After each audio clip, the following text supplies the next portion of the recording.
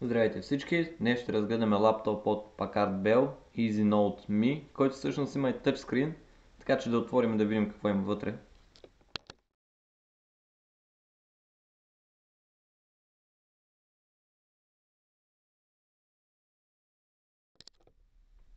Да отворим и да видим. Зарядното. Букса за контакт. Тук отдолу е батерията. Самият лаптоп.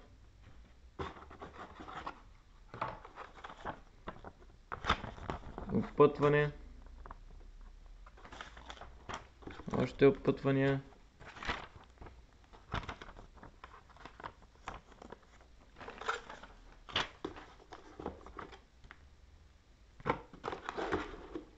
И накрая самата батерия.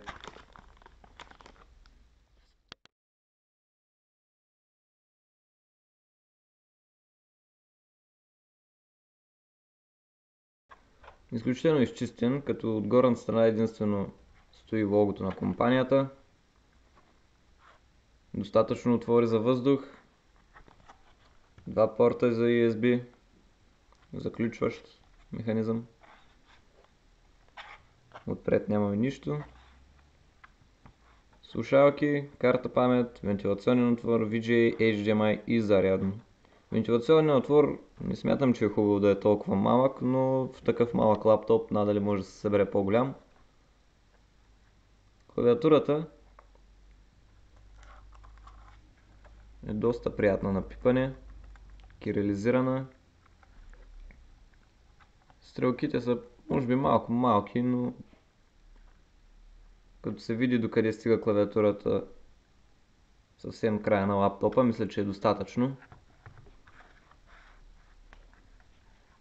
Тъчпад, да не забравяме, че екранът е тъч. Като цяло доста добра изработка, чувства се добре в ръката. Екрана се затваря плътно. Няма хлопане или празен ход.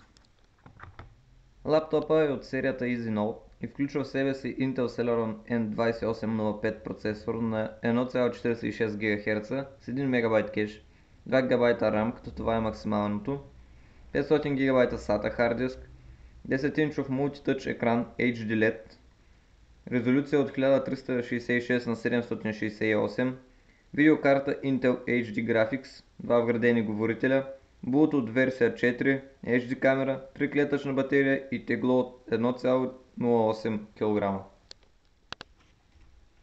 Искаше ми се да можем да направим няколко теста на лаптопа, но след видеото той се връща във витрината и надали някой от вас ще иска да си купи конфигуриран лаптоп.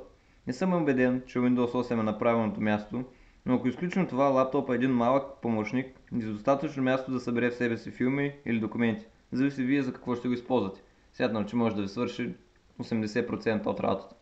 Благодаря ви, че бяхте с нас. Харесайте видеото, ако ви е харесало. Имаме форум, може да обсъждате там по темата или по другите ни видеоклипове. Посетете линковете в описанието. Благодаря ви, че бяхте с нас и очаквайте следващото ни видео.